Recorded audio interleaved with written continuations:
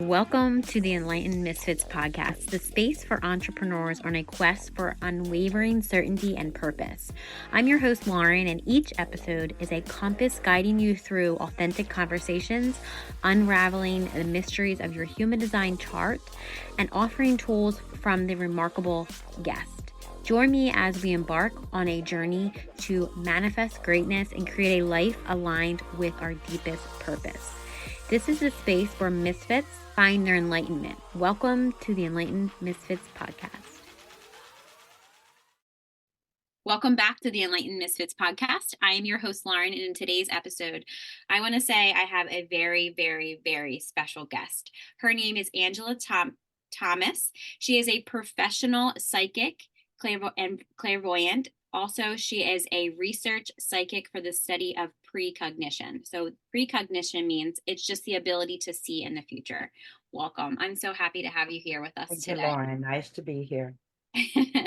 So now, can you kind of explain to me and also the listeners, because this is the first time that we're meeting, the first time that you discovered your psychic abilities and what led you to pursue this career in psychic forensics? Well, great questions. Lauren, I can say that I had psychic experiences as a child, but at the time I would not have labeled myself a psychic because I just assumed everybody had the same experiences that I did.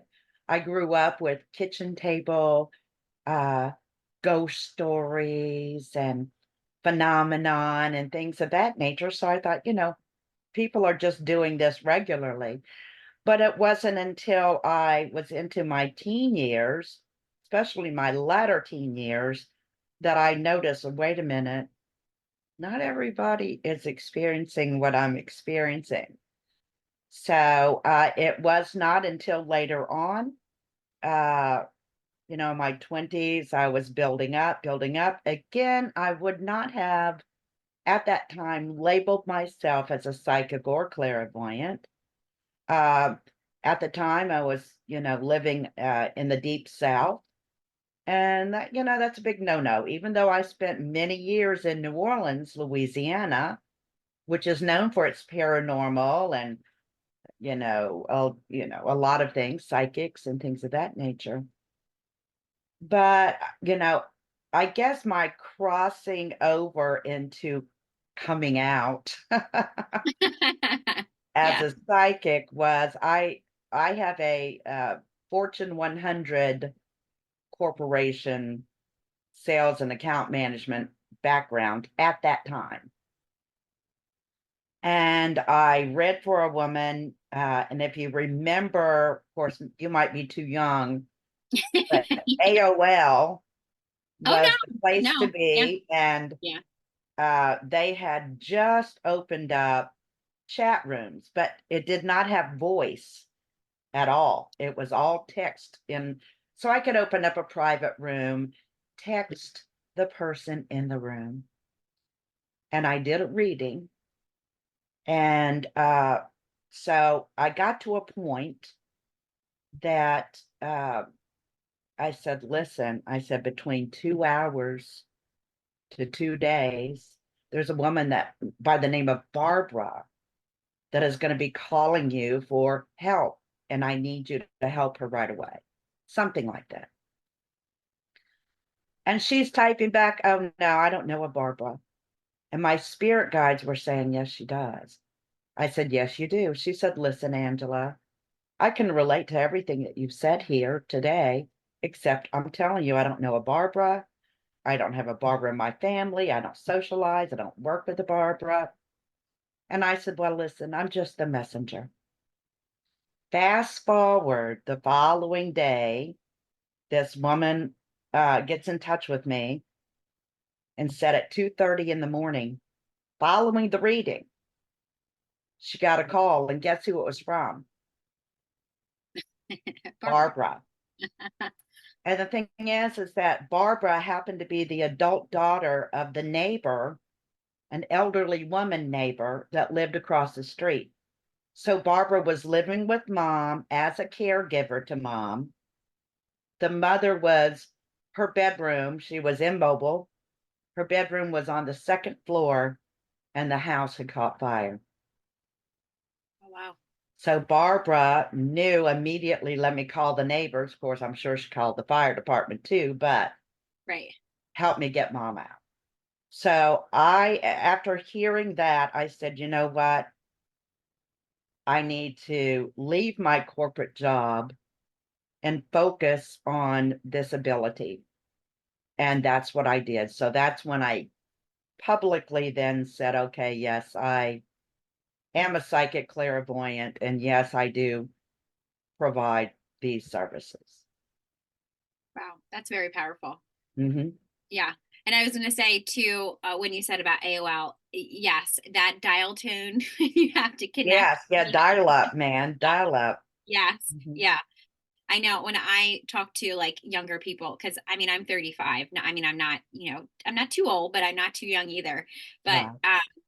yeah, when the Wi-Fi, it's like when their Wi-Fi is not working, it's like, I'm like, oh, that's right, you don't remember that connection that you had to actually wait for. And if somebody was on your landline, or they don't even know what a landline is, you couldn't be on the phone. It's like, get off the internet. Exactly. My mom would always like, get off the internet, I got to use the phone. I'm like, could you imagine nowadays these kids? Sure. they Sure. they would be like, I can't live here.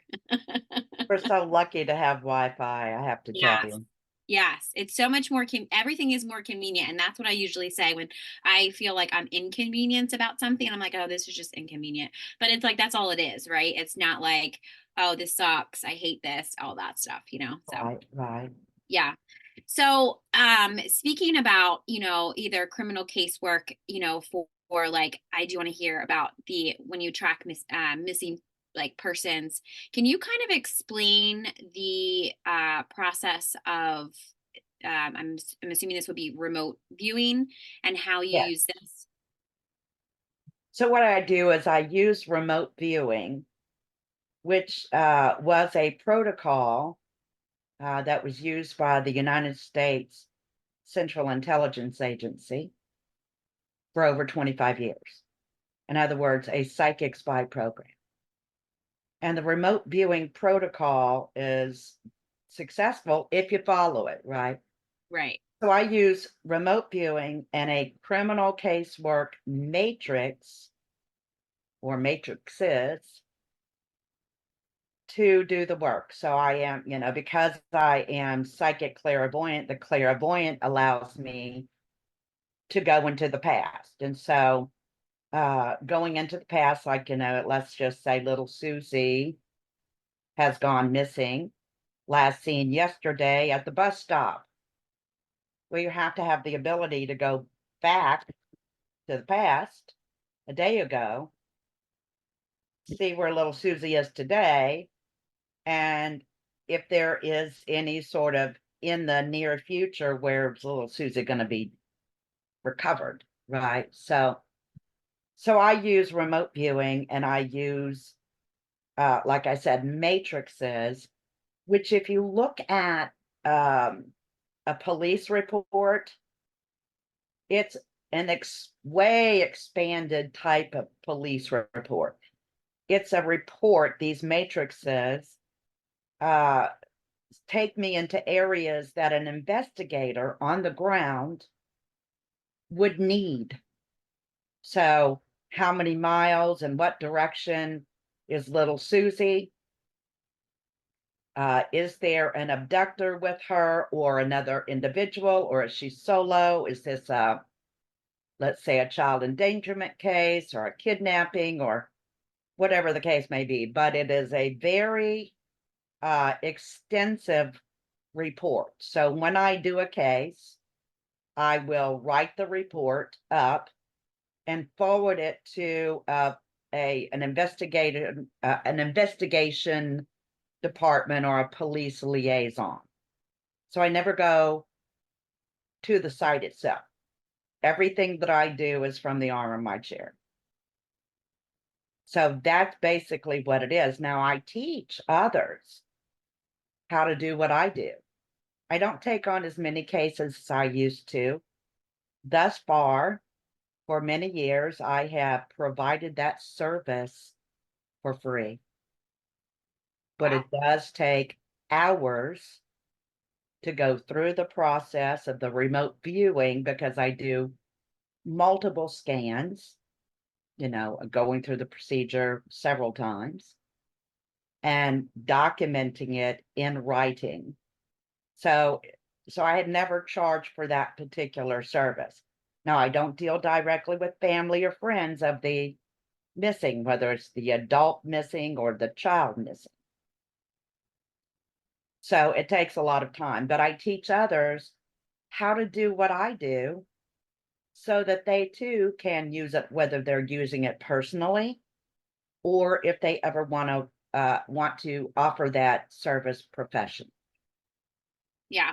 I was gonna say I have a very close, near and dear story to my heart about that because obviously I feel like the listeners listening to this too will, I know that me asking that question, there's a reason why feel like I asked that question. But my story that's close to my heart is that's when, I was going through my severely, I want to say toxic divorce in custody. That is literally how not at the time. Now that I'm hearing you say this, I used it personally for myself, not even knowing what I was doing. Right. Right, So, right, and I used it to make sure my daughter was safe. And there was just a lot of things through 4 years that when I would bring it to my lawyer, I would bring it to different people. They would be like, how do you know this? And I wasn't able to say because right, it's like, right. I don't, right? Like it's how do you explain that? It's not like something that I did for, I was like personal, but it was like that way that the universe, spirit, whoever, you believe in is showing you that this is what's happening. So thank you for that explanation. Cause now I think in 4.5 years, I just connected what I was doing. Good, good, good. Yeah, Yeah. I Yeah. love that you have that ability too. Yeah. I didn't, I guess when I was doing it, I didn't look at it like I wasn't doing it for criminal cases and helping, missing people, which I think is Right. a huge service. So thank you so much for that, especially with, everything that's going on in the world. I know that you have done amazing work. That's why before we started recording, I was like, I feel so honored to interview you Oh, because I'm well, like, thank you, thank you. you are like one of a kind. Thank you very much. I work very hard on my Yeah. psychic services and my body of work. Yeah. So it's something I've built up for years. So I Yeah. appreciate the compliment. I was going to say it definitely shows. Thank Yes. You're welcome. So, talking about this a little bit later subject, I should say, what are some of the or memorable, I should say, or challenging cases that you feel like you have worked you. using psychic? Yeah, some of them make you want to cry, and other ones, thankfully, knock on wood, have been recovered, but I can say more have been recovered deceased than alive. And generally, I have a beef, by the way, with the action that needs to be taken when there is a missing person. So, for example, an adult that goes missing, well, they say it's an adult, so he or she, they can leave on their own. They're adult people. Let's wait 72 hours, that kind of thing. Yeah. In the meantime, 72 hours is a long time if you're in danger Yeah. or medically in trouble, right? With a child, I have a beef with the whole procedure. Now, federal law came out, what was it, in late 90s, that required law enforcement agencies to report immediately if a child had gone missing, and then the Amber Alert was sent out. Well, I loved Amber Alerts for children that were in danger Right. back then. But today, I've noticed that there has been a politically correct shift that has endangered children through that Amber Alert agency. Yeah. So, for example, I'll just say 4-year-old Johnny gone missing or has been abducted, last seen, whatever, town.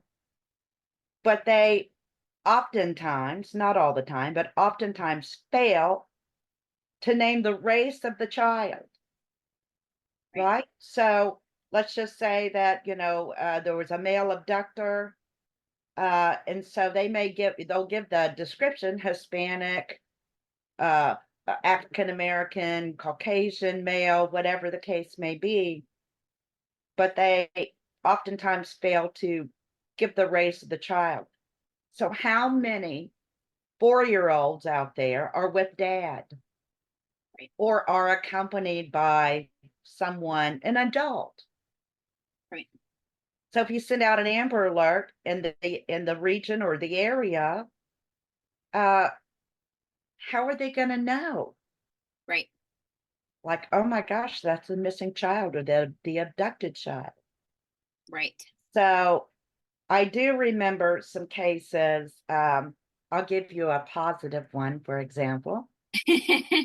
And normally I'm not called in until later, Oh, wow. and which is to me a problem, whether it's myself or any other psychic out there that does the work.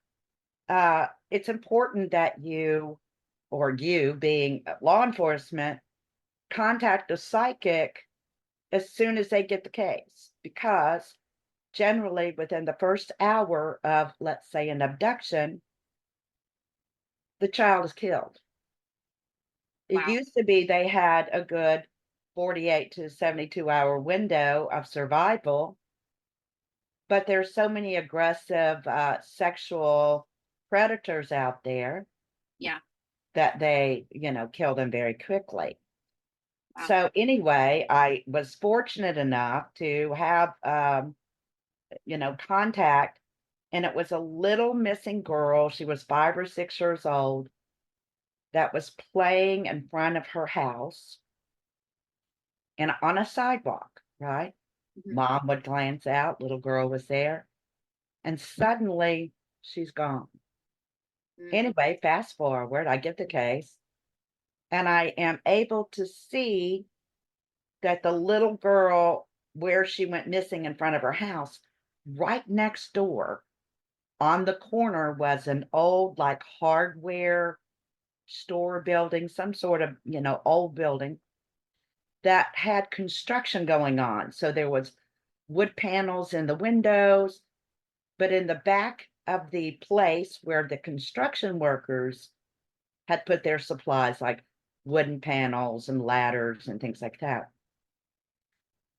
I saw her under a blue tarp that was, normally people would use to cover their woods or something that they don't want to get ruined. Right. And I was able to forward that to law enforcement, and they went there and they saved the little girl. So it was actually a construction worker that was the guilty party. So thankfully, the little girl was recovered. I can say I have had some cases that are memorable that were, not a great outcome for the child. I did a 29-year-old case, cold case, never thinking at the time when I accepted to do the cold case, I I didn't believe I could go 29 years back. Are you asking me to go 29 years back? Yeah. I didn't believe I could. So Wow. therefore, I didn't ground my energies. I didn't protect my aura. I didn't go through all the prep work that we psychics need to do, right? Yeah. I jumped in it. Well, I was wrong. I was able to go back 29 years. Wow. And that impacted me more than, you know, a lot of the cases. Yeah. Because, when you do a case as a psychic, you're just an observer. If Right. you have protected your aura and your energies and all this, you're not affected emotionally. But when you are not in that mode or not protected, you can take on the emotions, right? So thankfully, I'm telling you, I learned my lesson. Don't say you can't do this because the information is going to come one way or the other. So I did provide the information, and let's see, that was in 2016. I took on that case, and last year there were two abductors involved with the murder of this particular girl, and I named that there were two, and one had died, from 2006 to last year. One had already died. The other one they did finally catch, and he's now in prison.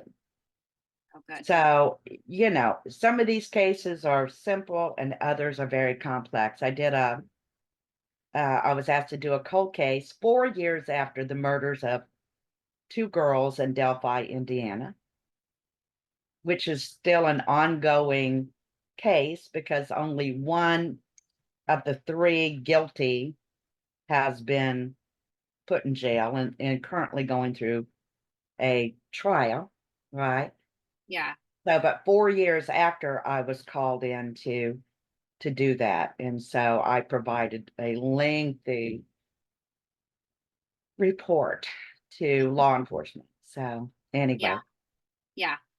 Yeah, I was gonna say I was gonna say again, like this is incredible for, I think all, obviously not the guilty, but I I feel like a lot of people, like even people that are listening, I often feel like when it's like the cold cases, I know from a very, very, very, very, like as long as I can remember, maybe 5, 6, I would always, my parents like to watch all that stuff. And I was always intrigued with that. Like I would, in my mind, I'd be like, oh, I know who did it. Like they would, it would be on TV. And I would always guess that person. And then right, that's right, what I really always was always intrigued with paranormal and all that stuff, right? Just kind of similar sure. with like with your story. Um, I mean, obviously, I haven't gone as far as, to work with, law enforcement, but I love the one thing that you said about especially there is, if you are psychic or you call yourself psychic or whatever I don't think people realize that they have to. I've learned the same, not a different lesson that you learned, but I've learned when I was doing a session with somebody, I did not protect my aura. I did not ground my energy, and I was Right. not the observer. And this was a couple years ago. And because people always ask me, well, how do you do this type of work? And I'm like, me as a human being, I'm an emotional, that's just who I am. I don't Right. want your emotions too. Like, I love you, I Exactly. will help you, but if it interferes with my own self, you're not going to get the best part of me, and yeah, so I love that you had said that, because that's very important. And Well, and I'm so glad that you pointed that out, Lauren, because yeah.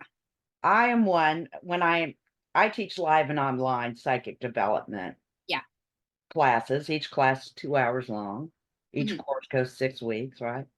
Hmm. But I must say, in every single class, and on that course's private page, ground your energies, protect your aura. Well, here recently, I found out, which I won't name the name, that there is a mass media psychic medium, female, that's all I'm going to Hmm. say, Yeah. that has publicly said, oh, you don't need to ground your energies and protect your aura. In other words, once you've done it once, you don't need it ever again. And I was floored. I was floored. There is a misconception also for people that don't ground their energies and protect their aura, that they go, well, but I'm a good person. Yeah. I don't deal with all those nasty spirits. I just stay with the good spirits. So why would I need protection? Hmm. So I'm here as a very experienced old lady psychic clairvoyant. I say there's a reason. And if you understand energy and how it works with your physical, mental, and emotional body, Yes. you would be grounding your energies and protecting your aura every day. Yeah. I don't take a phone call until I ground my energies and protect my aura. Yep. I don't leave my home Yep. without doing the same. Yeah. I was going to say, I'm right along with you, sister. Every single time I come in contact with another human being or just in, because Right? we just work like just online or, just in general, even my own daughter, like, it's like, I don't want your energy either. I just want to Exactly. stay in my little bubble. And I mean, there was times that I had to learn that lesson over and over and over and over again to the point that I was like, I will never do that again. Yeah. But Oh, yeah, dear. I have a feeling that I know who you're talking about when it comes to that. And I think the same thing. When people give guidance that I feel like is so misaligned, I'm like, that huge family that you just told that to is now going to do completely the opposite of what should be true or what Right. I feel like I want to say 99% of the psychic community believes to be true and what they probably do every single day. Yeah. So, Well, I can tell you that, as a clairvoyant, that's a mental medium, right? yeah. Yeah. I don't I don't offer that. Number one, it's not my biggest forte, Right. but the big reason behind that is because when I was not, preparing to do psychic work nor in a session, I literally, and this has happened several times, when I'm physically exhausted, I have had,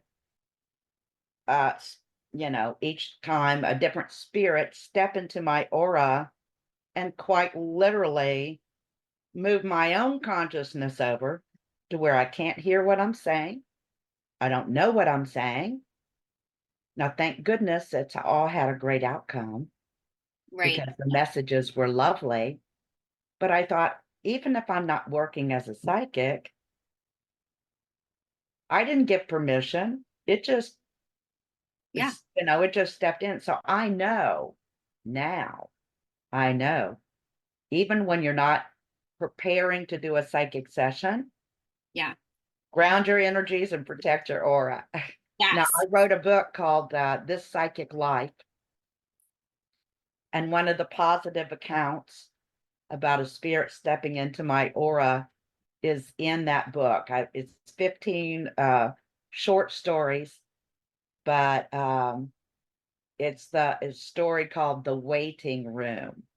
And so, anyway, Yeah, I was going to say I'll make sure that you'll have I have most of your links and how everybody can get in contact with you, but I'll make sure that they can get in contact with you at sure, all. it's quite the story, though. So, again, I'm gonna check it out because I'm like maybe I know I need to read that book. it's a quick read. They're all little short vignettes, Oh, you that's know. even perfect. Yeah, that's even perfect. So just while as we wrap up, thank you so much for your time. And I You're want to honor welcome. your time too. So what steps do you believe that somebody should take if they're, even just personally or professionally in a like if they're going to go towards like psychic services industry? How could a practitioner advocate for all of these changes and everything that we talked about? So, when you say all of these changes, define that a little bit better So for like me. the change in what's a better word to say? From if they're using it personally versus if they want to now use it as like a service. Provide it as service, I should say. Well, I can say that it's very important for one to find a mentor or mentors, find true material if they don't have access to a mentor. Hmm. But most people that are online now can access a mentor throughout the world, right? Right. So I would say learn from your mentor first how to prepare yourself properly, how to use psychic protection properly, and how to expand one's abilities. You know, I teach the psychic development. I teach not only to beginners, but experienced practitioners. So I literally teach a lot of psychics and psychic mediums to expand their abilities. So it's important to practice whatever you learn, practice it. Because without practice, you might as well just be wasting your time. Right? So find yourself a group or find yourself some mentors or whatever the case may be and practice. So yes, that's Yes. what I would advise first. Okay. And I was gonna say, and make sure you go check out Angela because she can come teach you. I know I am going to. Yeah, I mean you can find me on psychicangela.thomas.com. Okay. That's easy and perfect, right? Right, right. Well, thank you so much, Lauren. Yes. Thank you so much for joining us on today's episode with Angela on the Enlightened Misfits podcast. If you enjoyed today's episode, don't forget to subscribe. You can leave a review and share with somebody that you gained knowledge from listening to this. So stay tuned for more captivating conversations in the future. I hope you have an amazing rest of your week, and I will see you next time.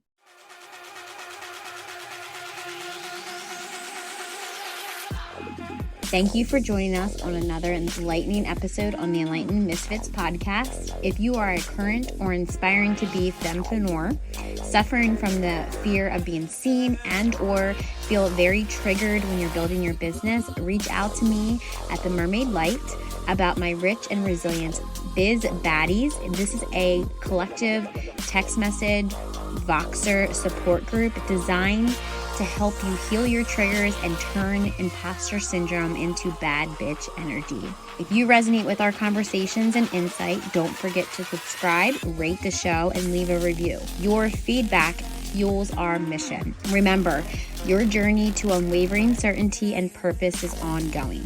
So please make sure you stay connected with us on social media. Keep manifesting greatness in your life. Until next time, this is Lauren from the Enlightened Misfits podcast. Stay enlightened, stay inspired, and keep manifesting your extraordinary path.